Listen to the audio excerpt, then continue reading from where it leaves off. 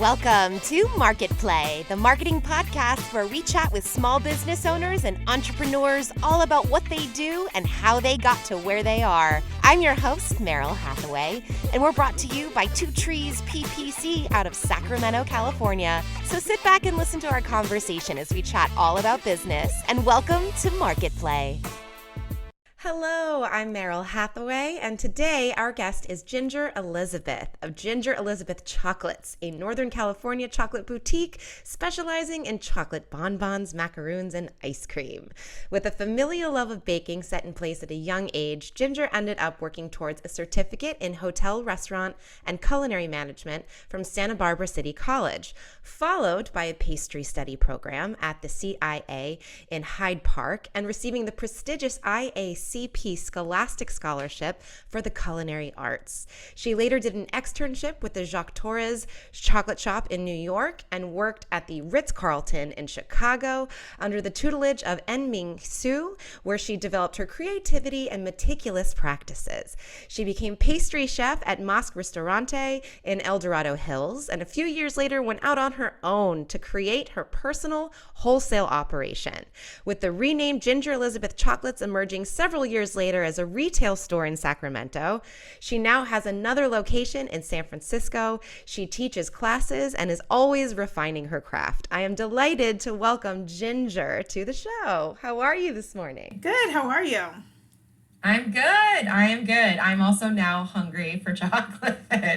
There's no way to go through all that and not start picturing it in my mouth. So Definitely. Let's get to it. So our first segment of the show is just called Getting to Know You. I'm just going to ask you a couple of this or that questions, and you can just answer with your first instinct, okay? Okay. All right. Number one, tablet or laptop? Oh my goodness, probably neither, but I'll go with tablet. Ease of use, sure, yes, very important. All right, coffee or tea? Coffee. Coffee, yes, and you have a lot of different coffee infused a little bit within what you guys make, is that right? Correct, yep. Yeah, so I was leaning that you were going to go leaning with coffee, but I wondered also if tea was in there. Instagram or TikTok? Instagram, for sure. Yeah. All right, bonbon or macaroon? Oh, that's so hard, but I'll probably go with bonbon. Really? Okay, I have to know why, because I knew it would be a next to impossible question. So why did bonbon win? It's chocolate. Unless we're going for the chocolate macaron, and then I'll go with that. But I think bonbon's my first love, so I'll go with that. Awesome. All right, and Netflix or YouTube? Netflix. That was a quick one. Are you watching anything you love right now? I just did Queen's Gambit like a couple months ago, but that's it. I don't get to sit and watch TV very often, but when I do, it's big. And I'm trying to think Bridgerton. That was my fave. I still haven't seen Bridgerton. That is a I've heard must-see. so much about it. Yeah, I've heard it's mouth-watering, if you will. Yes. And speaking of which, lastly, chocolate shop or patisserie? Oh, chocolate shop. It was my first baby for sure, so. Yeah. It's been open longer. I think the first is always the most near and dear to your heart. Definitely. All right, amazing. So let's move into humble beginnings. And I would love to know, what was your very first job ever? I served apple pie a la mode, and I made espresso drinks at a little town called Camino, California. It has about 80 apple farms. It's called Apple Hill. Most everyone in Northern California know where Apple Hill is, but it's where everyone gets their Christmas tree, and even the Bay Area drives up for it. So, I worked in a little espresso stand and served when I was 14, 15, and 16. That was my seasonal job that I did. Wow. And were you already baking before that? Like you'd already been baking for a while before that, or? Just at home. Yeah, obviously. Just at home. Yeah. But a lot at home. I have been baking with my mom by her side since I was like 4 or 5. So. Wow. Oh my gosh. Okay. So did you have like mostly normal, cool customers, or was it a weird sort of a customer attraction sort of thing? No, it's tourists, right? So, it was good. It just, I thought, nothing ever stood out. I think when you're young, you're a little more flexible and you have less ideas about what things should be. So nothing ever stuck out to me, but I did remember just having 20 or 30 cups lined up and, just doing barista when I was 14. I had a lot of responsibility at a young age for that age group, and then making sure everyone was happy. But I think just being at Apple Hill, everyone is just happy anyways. So I think it was a pretty great first job experience for sure. Yeah, it sounds like one of those spots that just kind of everybody goes in a good mood. Like you show up and you're like, okay, we're here. So even working there, it sounds like it felt that way. Did you have to handle money and all of those things as well? Oh, yeah, definitely. Okay. Mm-hmm. Yeah. One of my first jobs was I had to learn a cash register. And I remember being so nervous. Just the learning part of that, I was like, oh my gosh, this could easily get messed up. And what if they think I'm stealing? And then I was so worried something big and bad was going to happen. But my other question was just, did you enjoy the barista side? Because I have to say, in all the different barista roles that I've had over the years, I've always kind of liked making espresso drinks. Yeah, I loved it. And it was very different than how barista is now, where you make one drink at a time. We'd have huge pitchers and I would make, 20, I'd make 2 20-ounce drinks at a time or something like that. So it was, to get the perfect foam these days, you definitely have to do one at a time. And so it's a slower thing, but man, I had to do big pitchers and I had to have 3 steam ones going, and it was interesting. Yeah, no, I still like it though. I still, when the patisserie opened, we didn't have enough staff, and so I was the barista for a few weeks, and it was awesome. I loved it. Yeah, it's good practice for me. It is. Yeah, it's good practice. It's kind of fun to have that as a skill, because a lot of people have no idea how to make an espresso shot or steam milk or any of those things. And it's kind of fun that I know that anywhere I go, I could pick it up and just make myself something again. I don't mind making it for myself at all. But yeah, I worked at places where people were, I think I was at towards the beginning of when Starbucks was a thing that everybody was like, oh, well, that seems cool. We should go to a Starbucks. Mm-hmm. And then it became, everybody wanted you to even put the sweet and low at the bottom with 1 pump of vanilla, and then swirl that before you pour the cup. And it became so specific. And now I don't think it can even remotely be that way. I feel like you have to just do it yourself. But that's where the challenge I found was in those kinds of situations. Yeah. So you're at Apple Hill and you're doing pie and coffees and stuff. What led you into the further world of becoming in the culinary world and then the pastry world and chocolates and everything? How did you kind of get there?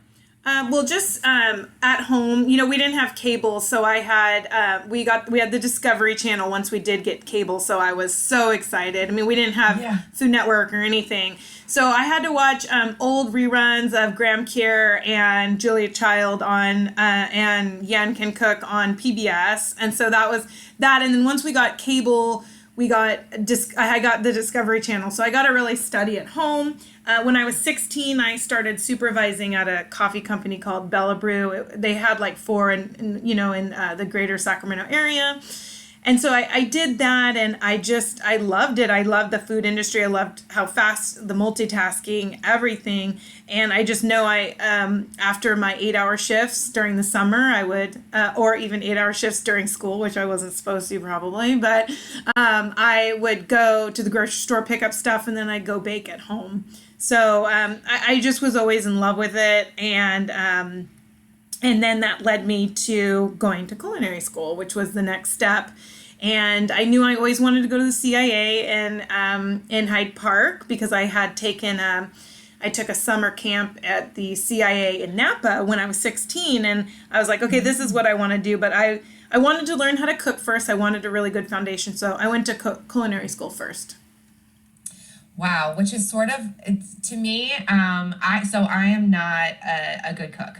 I first and foremost to admit that. If I tried to pretend, I just can't. I'm better at a lot of things, but I've actually thought to myself many a times, what if someone like me were to try to go to a culinary school? Did you meet people who were bad at cooking who just really wanted to learn? Or was it everybody had a passion and they knew they wanted to go into that field? I'm just curious. Well, it's funny. Yes, absolutely. Really? There were people with no talent. I'm not trying to be rude, but it's true. Oh, yeah. Yeah, you gotta have some sort of, drive. But I think this school was it was ran by an ex, military veteran or what, and he was so strict, and you had to line up in a line. If you were even a minute late, you got, sent home. You had to have your belt. You had a belt check, a sock check, a neckerchief check. And so all these things, but the whole goal, I think, was that for them was to weed out the weak, they called it, right? I mean, they didn't say that, but that's what my first chef always called it, was weed out the weak. Because this industry is hard. It's not that fun. Like, you gotta love it. You gotta love it. But yes, there were people that did not survive and hopefully are architects or accountants or something, that suits them better. We're still searching. Who knows? Who knows? Yeah. But yeah, I always wondered that. So, okay, so you went to culinary school. How did you get to the point where because I'll ask it like this. Okay, so I've watched many a cooking show. And I know that there are incredible chefs who are terrible with pastry and dessert. It's like a notorious thing. So how did you end up finding yourself to it? Well, I knew I always wanted to go into it. I remember being a young child, and I'll share this story with you. I was whipping cream, and I remember my hair was down my back, and I wasn't tied up. And I just remember this. I was 6, and the beaters got caught in my hair. And the only reason why I tell you this story is because that's how much I've loved baking. Like, I can truly remember, like, I have been making it was for strawberry shortcake, but I've been making all these things for a really young age. So when I went to culinary school, I knew I wanted to do pastry. So I had 3 jobs at the time that were all pastry focused. And then I knew when I went to the Culinary Institute of America in Hyde Park that it would be 100% pastry school. But it was so good to learn how to cook first, it was in me. Like, I just thought chocolate was such a mystery, and bread was such a mystery, and wedding cakes were so exciting. I just loved it all. So at that point, I kind of had to get my feet wet in all the industries, and all the industry within the industry, and then figure out what I wanted to do full time. Yeah. So, and then, like I said in your bio, you had a bunch of different places that you worked and studied at. Who was sort of the biggest influence for you before you kind of jumped into your own business? Well, my first chef, it was a catering company called Elegant Events, and it was the most memorable. I mean, we used to, I learned a lot of good sayings from him, like, of course, weed out the weak, or there's always space. Like, there's always space in a walk-in. There's always space. You just have to reorganize. And we used to do events for 500 people, and it was so stressful, and it was so much hard work. And catering's the hardest thing I've ever done, where you load up a van for 500 people, you unload it, and then at the end of the night, you have to load your van back up and unload it again. But he was, he was very hard on me. He did yell at me a lot. He told me, you have to be the best if you want to get into the CIA. And back then, to get into the CIA, you had to work for 3 different people who went to the CIA. So I got 3 different, I had luckily worked for 3 people who went there, and I got letters of recommendation from them. But yeah, he was probably the one where I was 18, and he put a lot of pressure on me. He treated me like I should have been like a 30-year-old seasoned pastry chef, but I think because of him, I think I just learned so much. I remember he wanted a centerpiece. He wanted me to make a fruit centerpiece, because this was like in the late 90s, and it was still kind of something people did for a butter plate. And we forgot toothpicks to put together a fruit centerpiece. And so he threw me in a pantry at someone's house, and he says, don't come out until you find something that resembles a toothpick. And I'm like, oh my gosh, I'm looking around. And that's where you had to be on your toes all the time. And I found spaghetti. So dried spaghetti, and we used those to put together we broke those and used those. But you just have to be, inventive and thinking, and just never take no for an answer. And anyways, I think he was a huge influence in that way, not from a food standpoint, but just from a work and intensity standpoint, for sure. Yeah, he's like, there's always a solution, just find it. Mm-hmm. Yeah. Yeah, I feel like people like that can motivate some and just terrify others. I've been in those kitchens as well. I've also been a server many, many times. And there was one place I worked at in New York where all I remember is how much the chef yelled. And he was like 5'5", which makes all matters worse. And it was very much like that. Just the screaming and threatening throughout every service, it was just throughout every time I was back there. And I feel like I never necessarily saw anybody like fully like break down or anything, but you could see when people were close. And then still like the food that would come out was most of the time it was beautiful. But I was always kind of worried about those guys in the back. Like, how are they doing this? And at the same time, then a lot of times they'd all go out for beers after service and just like chill. Like, that's just how it works. Part of me liked getting yelled at because I was so excessive and eccentric that I thought it made me better. It made me a better chef to get yelled at. I mean, I don't believe in that anymore. But when I was younger, I'm like, I'd see these famous chefs. Like, I remember Jacque Torres. I read a book about him in New York, and I ended up working for him because I'm like, I just want him to yell at me. It was so, like, that's how obsessed I was with the industry. Like, I'm just like, I want to be yelled at. I want to know what to do. I want this. And believe me, I worked for him, and yeah, I got yelled at plenty. But he was actually a great chef to learn under. He was kind of very resourceful, probably one of the most resourceful people that I've worked with, for sure. Cool. Yeah, I've heard stories as well, and it's amazing that you ended up working under him. Like, it's just kind of full circle when you look at things like that. So what was one of the hardest things about going out on your own when you made that decision? What were some of the hardest parts to get started? Well, I ended up taking a class. I ended up moving back home to Sacramento, and I ended up taking a class at a city college for entrepreneurship, and you had to start making your own business plan. So that was really hard for me. I think that was the hardest part. Making a plan is one thing. I'm really good at executing, so I did good. So once I started, I'm like, oh, well, I have to find out how much a business license costs or what the process is. So I'd go down to the city buildings and be like, okay, what do I have to do? And I'd be like, well, I'm here. Let me just get a business license. And so my business, so what happened was I started doing this business plan, but every step of the way, I started actually executing that business plan. And so I actually dropped out of the class because I got so busy with my business. Wow. So you're like, sayonara class, don't need you, too busy working. Yeah, I had a real, my steady job that was like 50 hours a week. And then beyond that time frame, I just started, I rented from a catering company, and I rented a space, and then I would work there from 4 in the morning to whenever, and then I'd have to go to my day job. So I didn't have time to go to the college class anymore. But that was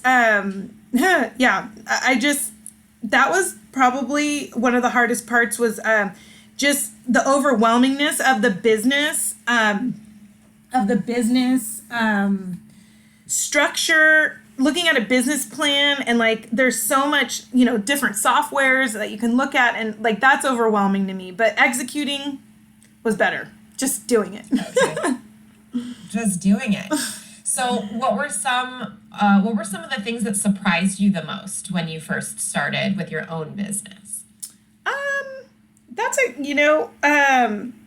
was really young. I was 24 when I started my first business, and I was a little surprised how like I wasn't really taking that seriously, just because your age or whatever. And I mean, I get it, but I guess I was a little annoyed with that. I don't know how surprised I was, but I was, there was a lot of things around business, women and business, and I felt, something that did surprise me was I felt like being a woman never held me back. I look back today, and I just don't think it ever hindered me, or, I think that people just really definitely did embrace the company at some point. I think some people didn't, maybe because I was much younger, and when I started, it was a wholesale company. It wasn't a retail company. Once we opened retail, I was 26. It was a little different, but really trying to get those hotel accounts and trying to get some grocery store accounts when you're 24. I don't know. That was surprisingly, I think people didn't really take me seriously. Yeah. So how did you move through those kinds of obstacles? Were you just, it was all about persistence, or you'd go, how did you move through that when you were going, because that's almost jumping so far ahead. So you were already at 26, you had changed to retail, but before then you were trying to get into stores, or that's when you were trying to get into stores? Yeah, so when I was 24, it was wholesale only, so I was trying to get into stores. I think one of the hardest things just was to try to open the retail, right? So I had to get a bank loan. So I had to prove to the banks that I was, a profitable business. And I just remember I was like 25, and, so no banks would look at me sideways. But then what I did was I'm like, all right, that's it. I'm going to start sampling. So then I went into banks with samples. I went in everywhere with samples. I just started like shoving people full of chocolates and be like, see, I know what I'm doing. And, when I look back, I'm like, did I know what I was doing? But I thought I did. So, but yeah, finally a bank picked me up right before the Great Recession.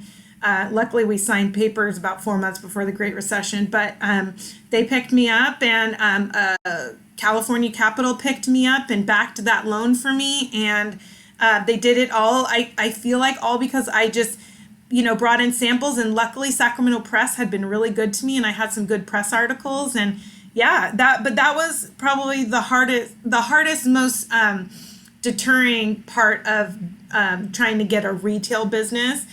Was that, but even getting wholesale accounts or any kind of account, I just started showing up with gobs of samples, like, just feeding people. It's a smart way to do it. I mean, there's no way around it. So what were some of the thoughts you might have had? Because so when I hear chocolate, right, I think of so many different brands. There's so many different types of chocolate. There's so many different ways you can buy chocolate. How did you sort of say to somebody who'd say like, well, why is your thing so special and different? Because that's something that I think comes up a lot in all different industries. It's like, well, there's a lot that already exists. So what's so different about yours? How did you kind of, not just get the confidence, but how would you pitch yourself that it was a different product? Well, things have evolved a lot, and I think in Sacramento, the agriculture around us has made me the pastry chef that I am, luckily, and the chocolatier that I am. But I always loved the European style. When we started when a lot of culinary, when you graduate from culinary school, a lot of people were doing food coloring. And it just kind of turned me off. I love some of the more European style, like Maison du Chocolat or Patrick Roger, and they didn't have a lot of food coloring. It was all just the color of chocolate, and I think the color of chocolate is sexy. So I wanted to have this boutique that when you walked in, most everything was the color of chocolate and full and beautiful. And I think that, I think that was the main driver for me was that inspired me the most, those companies and just doing enrobed bonbons instead of food coloring. And till this day we still don't have food coloring. But then a few years passed, and I really started getting tune with the farms. Thanks to Patrick Mulvaney, he really introduced me to a lot of local farms. And he has a restaurant that I used to rent out of when I had a wholesale company, but called Mulvaney's B&L. But basically, I just started, I have about 30 to 40 different farms that I've been in touch with throughout the years. And now a lot of my bonbons are inspired by local organic farms.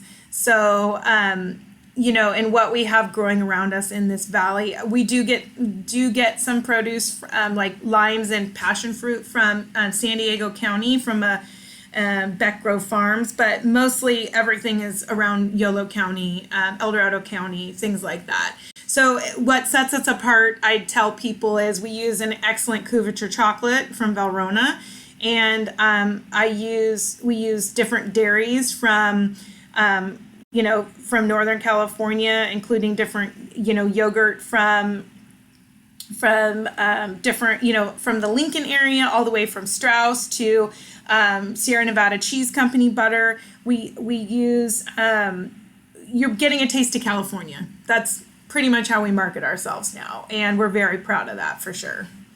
Yeah, I love that. And it's also, I imagine, a really great way to stay relevant, because you keep saying, we're always using new and exciting things from local sources, which I know that people love, and especially now people are focused a little bit more on that. So is there any way that you've tended to sort of market yourself throughout this entire journey? Has it changed a lot in the past, I don't know, year and a half, 2 years? Yeah. Because it kind of must have had to, but how does that side of things work out for you? It actually worked in our favor. Right when we had a shop in San Francisco, and right when everything went a little wonky, I closed down our San Francisco location. My kids were at home full time, obviously, and I just couldn't handle it. So we ended up moving all of our furniture, fixtures, and equipment to the patisserie, and we opened the patisserie. I also started a delivery service for those few months that people kind of had to be at their home, and everyone wanted to eat ice cream. So ice cream actually kind of saved us. And wow.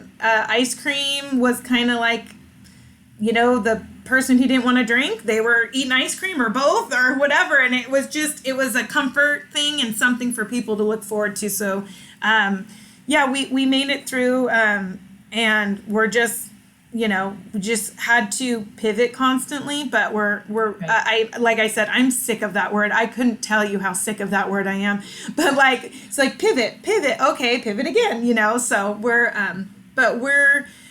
you just, not things just don't happen to you, they happen for you. And I felt like that was a moment to kind of grasp that and realize this is happening for us, Yeah, definitely. And yes, there was a lot of ice cream in my house too. Did you rely more on social media at the time, or are you guys relying more on social media now to try to reach more people now that things are so digital? Yeah, social media has been great for us. I mean, they've changed the algorithm here and there and everything. And about a year and a half ago, I took over our account.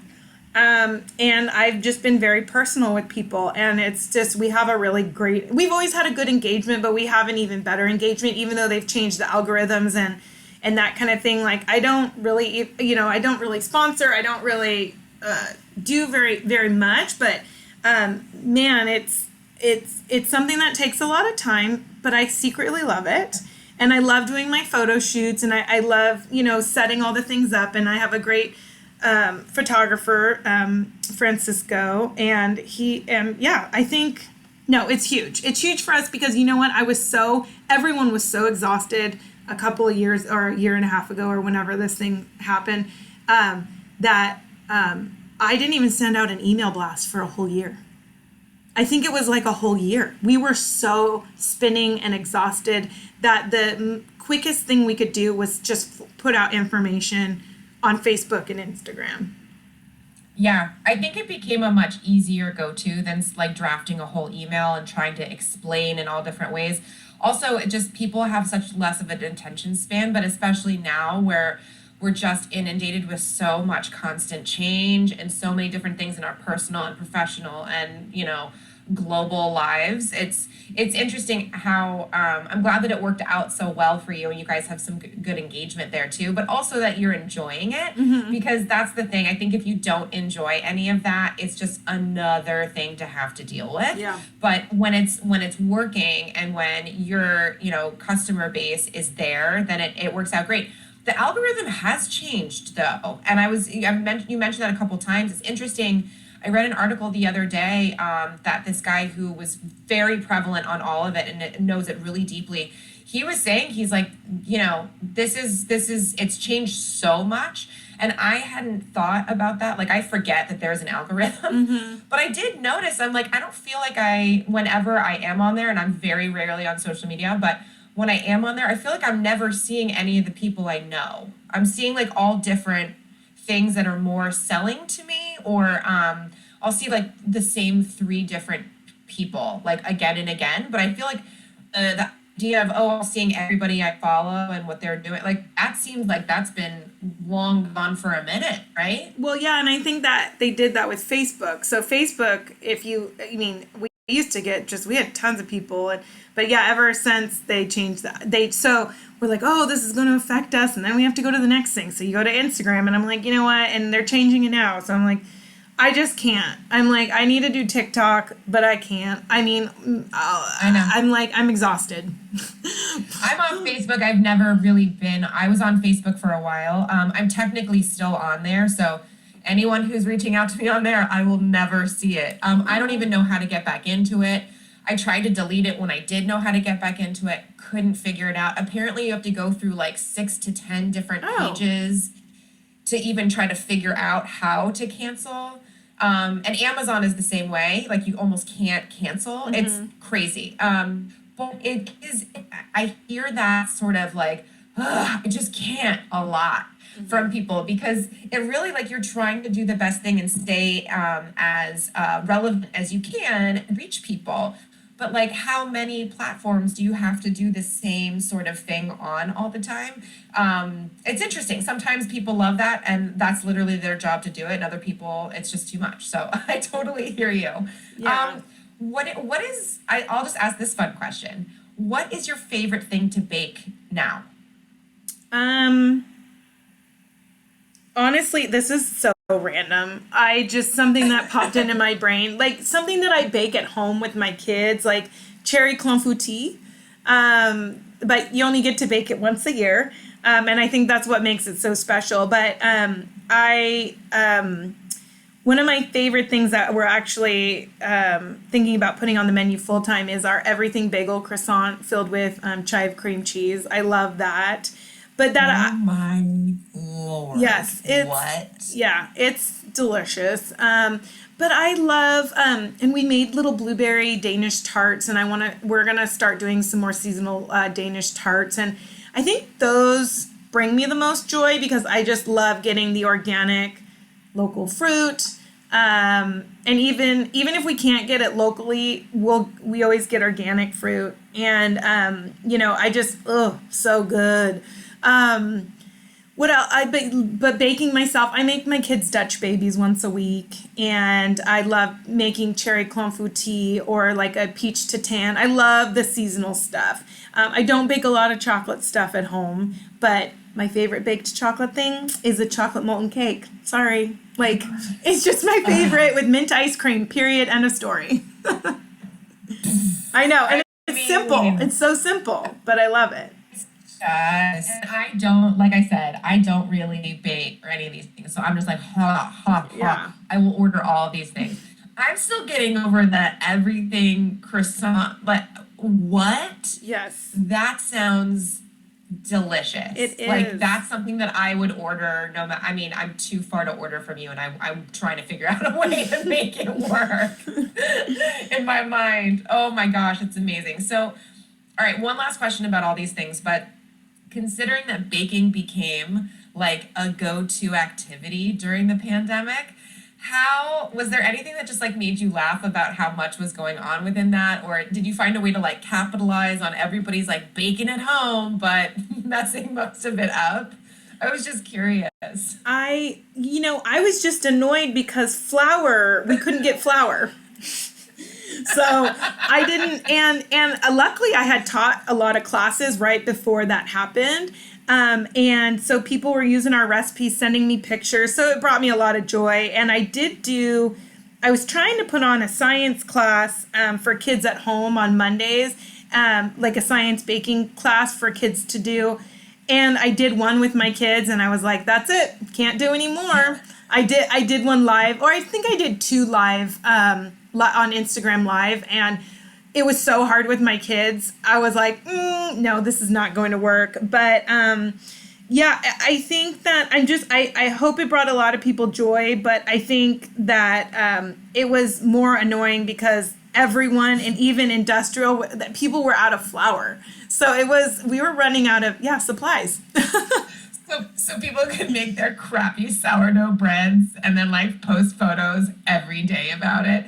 That became a thing where like then I had people telling me they were doing it and I was like, why? Like, why are you making sourdough bread of all the things? It just seemed so random. Well, soaps, candles, I think everything. Soaps, candles, all of it. Yeah. I knitted like 8 hats. That's where I went. And then I gave them as gifts. I was like, I can use this and then send it and then it'll be reusable. That's awesome. Yeah, the baking didn't happen. I will say that my partner baked a lemon pie because we have a lemon tree in our front yard. And they're like, they're not a Meyer lemon. They're not like a super tart lemon. They're sort of this in between. They're very, very sweet. And it just makes for an amazingly like fluffy, delicious tasting lemon pie. And he did like graham cracker crust with those. And so he baked, I don't know, at least 4 of them. And like I ate most of them. And then we had to like put the kibosh for a minute because it got a little too much. Yeah. So one last thing. What is it that you love the most about what you do in like running your own business?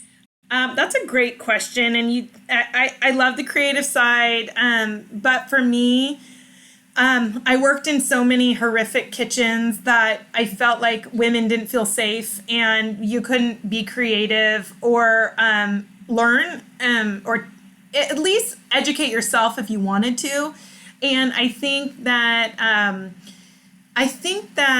I just decided to open a business. I was so done dealing with people yelling at me after I worked my butt off for 16 hours and etc.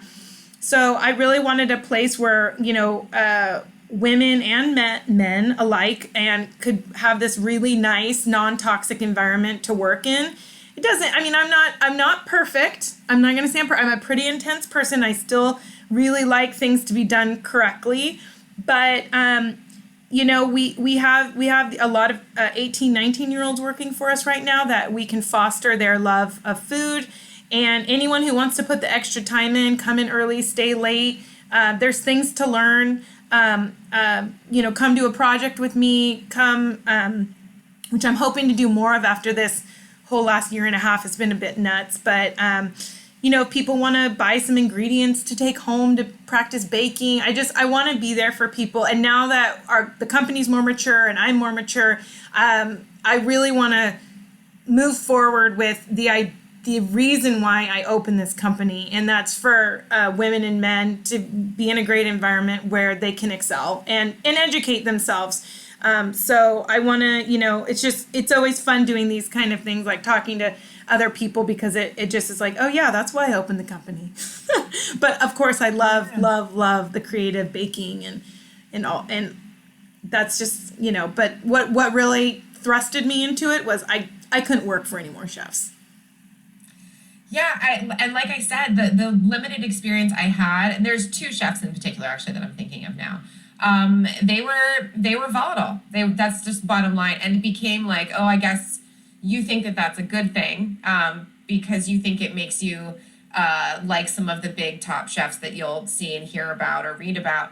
And honestly, I had never been yelled at like that in my life. And now I've dealt with my own fair share of other things, but I walked out on a job because a chef screamed at me in the view of customers, and I was like, I'm just not living my life like this. And I appreciate your food very much, but not like this. There's just no reason. So I'm really glad that you brought that up, because there has been notoriously a lot of misogyny within that world, but also a lot of just verbal abuse can happen. So knowing your mission really was to have a kitchen that doesn't operate that way, and a way for people to feel safe to ask questions or make a mistake and learn from it. Obviously, you don't want anybody just coming in and ruining everything and being like, oh, but you're trying.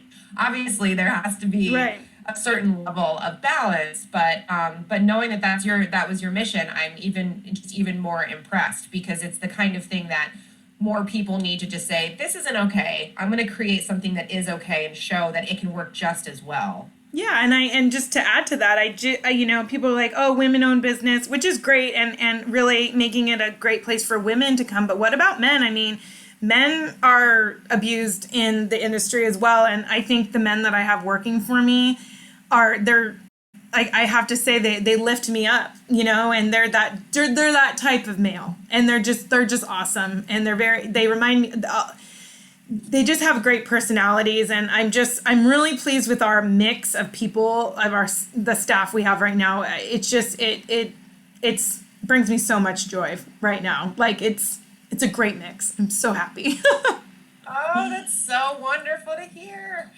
All right, Ginger, we're going into our last segment of the show called Branded, and it's just a couple fun multiple choice questions to add like numbers and facts, and I say percentages in this section. So, and then we'll wrap up, but it's just some fun stuff about history of chocolate, if you will.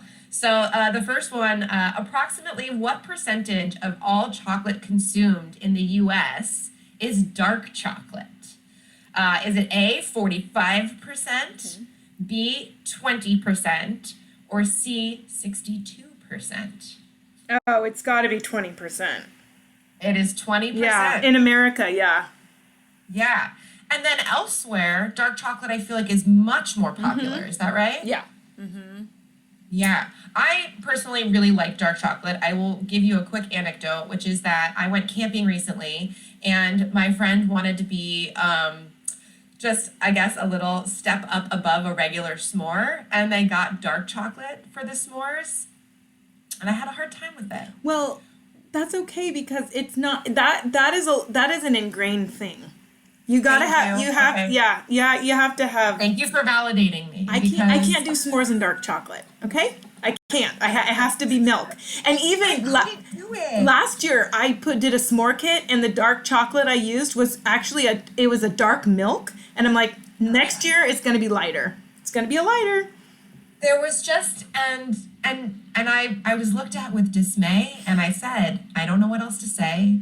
I can eat it on its own, enjoy it. I can eat it in baked goods. In this case, I wanted milk. Yep. So we came home, and I had a bunch of Hershey Kisses from right before we left for the camping trip, and I literally made new s'mores in my kitchen with the Hershey Kisses, and they were amazing. Yeah, good for you. And honestly, it's a nostalgia thing. Yeah. Thank you. I feel seen. Okay. Number 2. The scientific name of the cacao tree, Theobroma, literally translates to what? Is it A, the sweet in darkness, B, divine dessert, or C, food of the gods? C, food of the gods. Yep. Food of the gods. Yes. I have that posted on our wall. Do you really? Yes. Oh my gosh. It's like I knew. I love that. Food of the gods. Yeah. So that amazing. And cheese. Yes. Okay, lastly, despite its high levels of caffeine, chocolate can be helpful for sleep. Is this true or false? I don't know. I've never heard of this, but I would go with false. Okay, so oddly enough, it's true. I have never heard of this. I know people who've cut out coffee, caffeine, chocolate, a couple other things that all were in this family. So I was really surprised. But this is from research that was published in Good Housekeeping. But they said because it contains serotonin, which is a neurotransmitter that's helpful for raising or responsible for raising one's level of happiness, it also actually relaxes the body and mind, so it can help with sleep. All right. I mean, don't go eating a whole bunch of chocolate and then expect yourself to fall asleep right away for like a lot of people. Yeah. But a hot chocolate before bed, maybe not the worst thing. Maybe not a to find out. Yeah, I know. I'm like, maybe not a European sipping, because that anything with a high level of caffeine still, I've heard so many customers are like, I drank a cup of hot chocolate last night and I couldn't sleep. Like the real thick, the real thick 70% stuff. Maybe steer clear of that. But if you have one of Ginger's chocolates, like one of them, and then you're going to bed in like an hour, I feel like you're okay. Yeah, you're totally okay. If you've got a craving for it, go for it. Ginger, you've been amazing. Just before we wrap up, I would love to give you a chance to kind of let people know how they can buy your chocolates, where they can find everything, and anything else you want people to know before we finish. Sure, of course. Well, first of all, we have a great website. It's gingerelizabeth.com, and we ship a lot of items, and I just started a little home line. So we have a candle that's like made by a local candle maker just a few blocks away from us. But we have some new little fun things, and then we have a new rose coffee, a rose flavored coffee by a local coffee roaster. So not just chocolate anymore, and we have macarons, obviously that we ship all around the country. But if you ever are in Sacramento, we have a chocolate shop on L Street, 1801 L Street. And that's in Sacramento. Or we have a patisserie that you can find Croissant and Queen Amon and a lot of amazing baked goods. That is at 2413 J Street. So you can find all the information on gingerelizabeth.com, and you can find us on Instagram or Facebook at Ginger Elizabeth. Yay! Amazing. My mouth is watering. So is mine. And I'm like, We're both super hungry now. I'm sure everyone listening or watching is going to be the same. Thank you so much for being here and chatting with me about your story. It's really fascinating, and congrats on all the success. I wish you so much more. Thank you. I really appreciate you having me. I so appreciate it. Thank you so much for the chat. Absolutely. And I'm so excited for the next time I'm in Sacramento, which hopefully will be soon. And I'm absolutely going to swing by because I know exactly where the shop is, and now it's like burned in my brain as one of the first places to stop when I get to town. Perfect. So thank you again, and stay safe. Okay, you too. Bye. Thanks. Thank you so much for listening to MarketPlay this week. I'm your host, Meryl Hathaway. We're brought to you by Two Trees PPC out of Sacramento, California. Always fighting for the small business. If you liked our podcast, don't forget to subscribe, leave us a review, and share it with your colleagues. Have a safe week out there, and we'll see you next time.